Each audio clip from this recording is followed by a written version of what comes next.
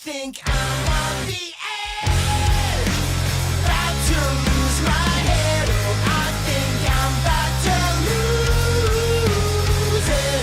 Oh yeah, I'm about to lose it, about to lose it, about to lose it. Yeah, yeah, I'm about to lose it, about to lose it, about to lose it.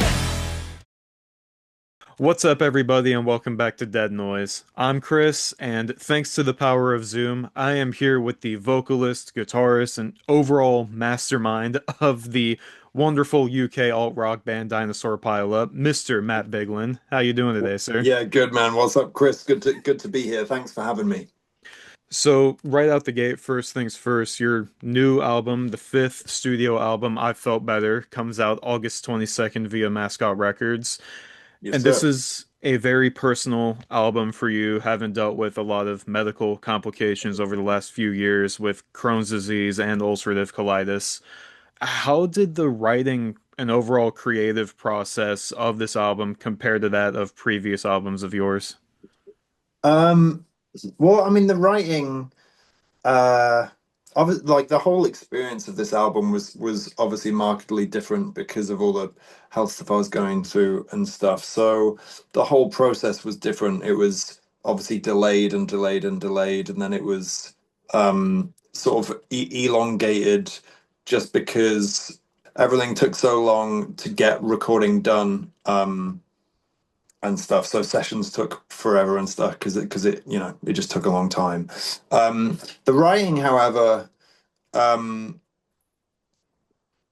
I mean, in a way, the writing was obviously how I write is the same. It's just obviously uh, I had a sort of kind of different perspective. Um, in terms of just what I'd gone through and um, yeah, sort of where I was coming from. So I guess my headspace was a lot different coming into the writing of a lot of it. Like some of the songs were kind of already there, but obviously some of them I wrote after the fact. Um, so yeah, the process was my writing process was similar, obviously, although elongated because of me having to take time and stuff. But I guess the emotional content was slightly different for sure. I was wondering if the experiences over the last 5 or 6 years kind of impacted your way of writing, but as you said, your style is the same, it's just in a more pointed way, if that makes sense. Yeah. Um, And I feel like this whole album, it's not just one of my favorite albums of the year, but it's also probably my favorite Dinosaur Pile-Up album.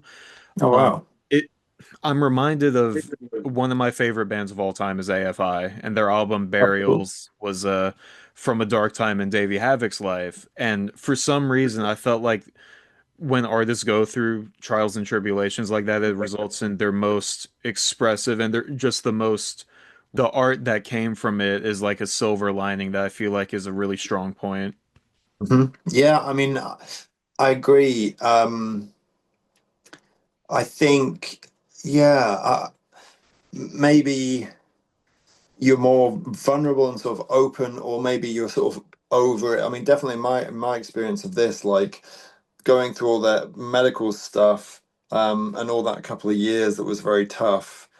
Um, I guess I was sort of so sort of over it, just everything, that I sort of had less of a barrier to there was less of a filter. So I was like, fuck it, like this is where I'm at, this is how I feel.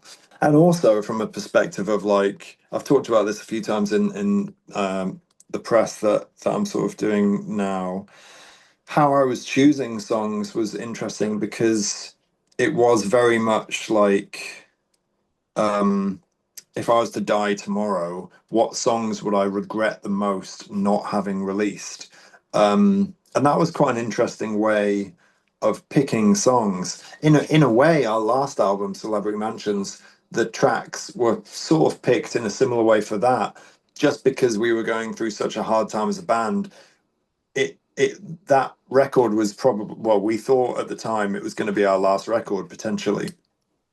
So in a similar way, I picked the songs like, well, if this is it, what songs do I want to be on the record? You know, because if this is game over, I want to leave everyone with these songs, and that's sort of how I picked those songs. And in a similar way to this, I was like, well, if you die in a bit, like, what songs are you going to regret the most not having released? So that was quite an interesting perspective on how to choose the songs, and I do believe maybe that's how you should always make art, you know, because it does sort of force you to make decisions of like, oh yeah, what is the best, like what's the best thing that I want people to hear here. So I hope I'm not in a similar medical scenario next time, but that I'm going to try and pick the songs in a similar way because it was useful. I think it's created a yeah, like a really strong album. I'm really proud of the record. It sort of um became its own, you know, thing as the track listing progressed. You never really know where an album's going to go because I don't really write concept albums. You know, and the album, I don't write it as a whole finished piece. I pick the songs that I think are the best, Hmm. and that creates the album. So as the track listing of an album sort of gets put together, the album becomes what it is. Hmm. If you know what I mean. Yeah. Like, I didn't really know that the album was going to become exactly what it is because I wasn't entirely sure of what tracks were going to end up being on it. But as that became clear, the album becomes its sort of final, like, finished thing. So it's kind of like a even sort of a surprise to me. Like, it, you know, obviously not right until the end of making it. But like, I have a big group of songs, you know, usually a bit more than the album, so like 15 tracks or whatever. And as we sort of boil it down and we're like, yeah, it's got to be these ones, the album sort of becomes the finished thing. And even to me, in those last couple months, I'm like, oh, okay, shit, this is the record, you know. So it's even kind of surprising for me. And I think you guys definitely rolled it out in the best way. Like opening the album with "About to Lose It" and having that be the lead single is incredible because it's such a great song and it's very energetic. Late last year, you kind of explained to the fans like why Dinosaur Pile-Up's been not in the public eye for a while, and talked about your medical stuff, and then to have that be the lead single and just that energy was so great to hear as a fan. And then the rest of the album, I mean, the singles don't do it justice. I think the fans are in store for a fantastic record. Oh, no Um, way, that's great. I've got my favorites, but I'm kind of curious outside of the singles for you. Like, what are your non-single tracks that you're most excited for the fans to hear? um Yeah, good question. I don't love nothing. Nothing loves me, which is the last track on the record. Uh, I just really connect with that song. Um, I think it's a really special song. There's something really emotional about it, um, and it just sort of hits really hard. And I don't know, it just has a thing. It has a magic to it, um, and it's like it's a simple song. But there's something really special about it. So I think I'd probably choose that song. Like, "About to Lose It" is one of my favorites, I should say, even though obviously you said pick the not singles. Like, that is one of my favorite tunes. Um, and I love the fact that it's such a visceral beginning. And when I wrote it, I knew I was like, oh, this is the beginning of the record. Like, that will be the first track.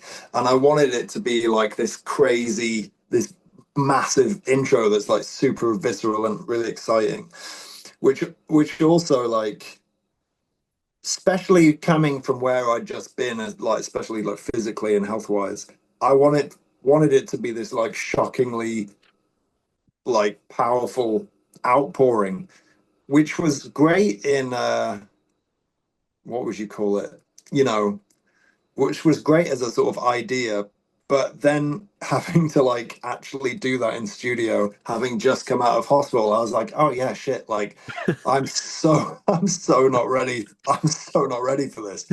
So it was like a real challenge. Like the vocals, oh my God, was a real challenge. And I used to record vocal, I was used to recording vocal sessions in a one session, but like for a lot of these songs, and particularly About to Lose It, I went back and went back and redid those vocals so many times until I would like sort of add little percentages of like betterness, and so it was closer to what I imagined. But the opening build-up thing, and the crowd comes in, and then I come in with that sort of 80s metal thing. I was like, damn, like this is, yeah. I like imagined it in my head, but I didn't think about actually physically doing it. But yeah, I love that song. I don't love nothing. Nothing loves me. I love that song too. Punk Kiss. That's a super fun song. I've had that song for a long, long time, and that song's had like two or three iterations of what it was. I actually wrote it originally when we were touring the UK with Basement, and that's why Basement is name dropped in the first two lines or something like that. Hmm. And it was originally about like the punk scene and being on that tour and just like seeing the hardcore punk scene, like just all the sort of punk kids there, just like in their communities, and I thought that was wicked. So like I originally wrote that song about that, and then later I sort of tweaked it so the chorus was Punk Kiss, and it became a love song. And interesting journey for that song because I've had it for years. But yeah, I love that song. That's a vibe. Sunflower, love that song. I really do like. I really love all the songs. So I feel really proud of the record and really excited. Nothing feels uncomfortable. It's cool. I had a feeling it would be kind of hard to pick a favorite considering the source material. Yeah. But yeah, Sunflower that's a highlight for me musically. Oh, great. Lyrically, they're all such bangers. I think Big Dogs is Oh, really killer. fun. Yeah. And I've heard it goes over live really well. But something about Yeah. Sunflower musically, that's the highlight for me. Yeah. Oh, no way. That's the highlight. Yeah. And Wow. I'm curious because like when I listen to the album and I look at the press release and everything, you have the group photo and it's like red and it's like I can see the color palette, but when I look at the album artwork while I'm listening to it, it's like polar. I don't know what I was expecting, but I'm so curious about the artwork because that's such an important part of an album cycle. Yeah. What was the visual inspiration behind it, and how does it kind of coincide with the music? Yeah. So the album artwork, the front cover is by my favorite artist. I was going to say like one of my favorite artists, but he's probably my favorite artist, which is pretty wild. He's an artist called Fred Stonehouse. I believe he's based out of Wisconsin, if I remember correctly. Hmm. Um, and he's just this fantastic surrealist painter, and I love his work so much. And the journey to get to the artwork, I guess the inspiration for it, like I love so many different artworks by so many different bands, but like one of my favorite ones is Eternal Smashing Pumpkins, Oh, Melancholy and Infinite Sadness. yeah, Gonna say Eternal Sunshine of the Spotless Mind. That's a movie. close Um, enough. yeah, yeah. Melancholy has always been one of my favorite records, and I heard that when I was like 9 years old, and I heard Zero, and it just fucking tore my brain out of my own head. It would change my life. But I've just always really loved the artwork, and coming from the sort of weird, surreal place that I was in, I wanted artwork that felt like that somehow, and that's hard to find. Also, like Green Day Insomniac, I don't know if you remember that artwork, the Oh yeah. collage, amazing collage. Those were the kind of covers that were inspiring me, and I was like, how on earth do you find a cover that's sort of somehow is a piece of art like that and matches up to the feeling and stuff like that. Um, and I went all around the houses trying to find something that fit, and hit dead ends and got really disappointed, and dead end after dead end, and just couldn't figure it out, to a point where we had like literally like 2 weeks left before we had to have the artwork done. And I was freaking out, and I was really frustrated because I wanted something meaningful to go with this album. I didn't want it to just be a cover. Like, it needed to be meaningful, and I just couldn't find it, and I was just losing my mind. And I had previously messaged Fred a year or so before, and he hadn't got back, and that was fine. I just figured maybe he doesn't check his messages much, or whatever. And as a last kind of like Hail Mary, I got my management to literally like track him down. Like, where can we find any contact for Fred Stonehouse? And we ended up finding his the email of the university that he teaches at, amazingly, and got in touch with him through that. And I'd seen the front cover is a painting of his called "The Dreams Where I Die," coincidentally. um, and I loved it to bits. And the moment I saw it, years prior, I was like, oh my God, that feels right. And every element of it felt relevant to me. I could sort of find a meaning in each piece of it. Like, there's a devil, there's death in the picture.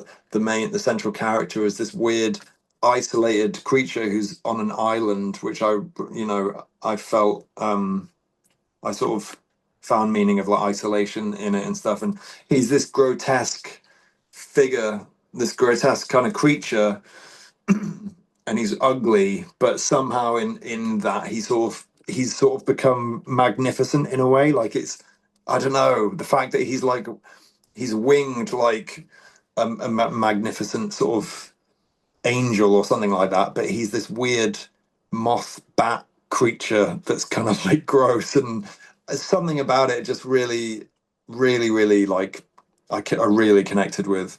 And it had lightning bolts in, which is the original symbol of Dinosaur.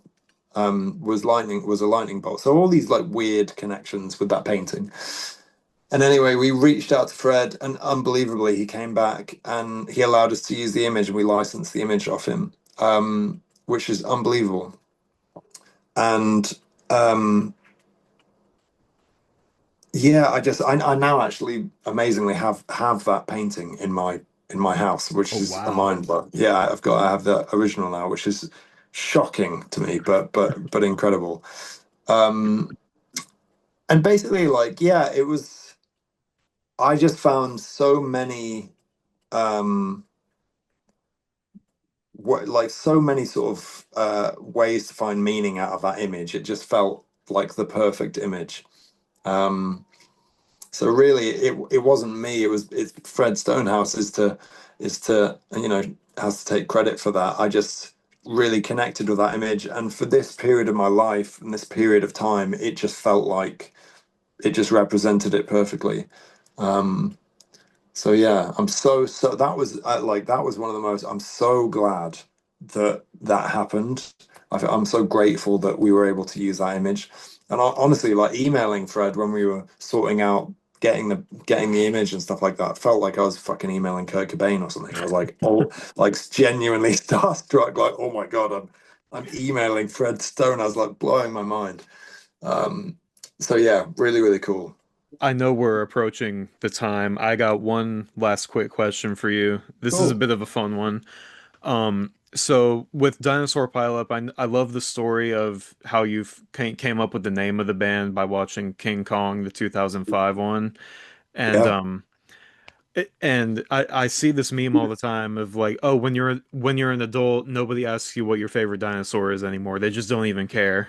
So I want to ask you, as an adult to another adult, what's your favorite dinosaur? I love dinosaurs so much. The idea of like giant fucking lizards ruling the earth is just so fucking cool. Um, I'm a big fan of a brontosaurus. That's the one with the big long neck. Yeah.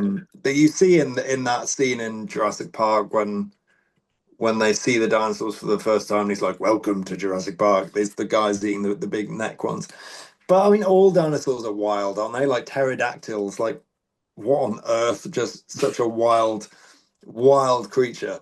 And they were massive. Like pterodactyls were huge. So yeah, Brontosaurus, but I'm pretty obsessed with all of them. I forget the name as well of what's the one with the crazy shell? Kind of looks like a turtle, but it has a massive tail with a like club on it. You know the one I'm talking about. I do, and I was such a dinosaur expert, and now the name it escapes me. Oh my God, this is gonna bother me. I wonder if I can. Oh yeah, I wonder if I can find Ankle, it. is it the Ankylosaurus Stegosaurus. Is it Stegosaurus? Is that right? that had the spikes on the tail? I think the one with the shell is like an Ankylosaurus or Ankylosaurus. Okay. Oh my gosh, this is gonna bother me. That is a cool I'm looking at it dinosaur. right now. Oh yeah, no, you're dead right. Hey, Ankylosaurus. Wow, good one, man. I was always a Spinosaurus purist and a T-Rex Yeah, I mean, who doesn't love enthusiast. T-Rex? Yeah, it's For, funny how the name is like I was always ambitious to like make music and to like make a band and like make stuff. So why on earth when I made that took that dare and called my next band Dinosaur Pile-Up, why on earth I didn't take that seriously and be like, this might be the band you're still in 20 years, dude. Like, are you sure you want to call it Dinosaur Pile-Up? I didn't think of that at all. So, yeah, here we are. it definitely makes for some good brand recognition, if nothing else. Yeah, right. I mean, like I spoke to someone the other day and they were like, you're never going to be happy with your band name. And that's probably a true fact. Although there are some band names out there that are just timeless and amazing. Smashing Pumpkins for one of them. How could you be bummed out that you called your band Smashing Pumpkins? Yeah. But I think that's probably a little bit true. And I guess at least it's like there isn't another band called Dinosaur Pile Up. I mean, it's stupid, but like whatever. Here we are. Well, that's our time. I could talk to you for hours, but this has been so Yeah, man, much me too. fun, and I can't thank Yeah, you enough for taking the time. Love the dude, thanks record. so much for having me, man. Like, I really appreciate you taking the time, and I'm sorry we had so many like calls and disturbances and stuff like That's rock and roll. that. But yeah, thank you again. And to everybody who watched this, thank you for watching Dinosaur Pile-Up's brand new album. Oh my God. Bless you. You okay? I felt better. I felt perfectly timed. Dinosaur Pile-Up's brand new album, I Felt Better, comes out August 22nd via Mascot Records. Check it out. You will not be disappointed, I promise you. And until the next interview, stay tuned, stay scared, and I'll catch you later.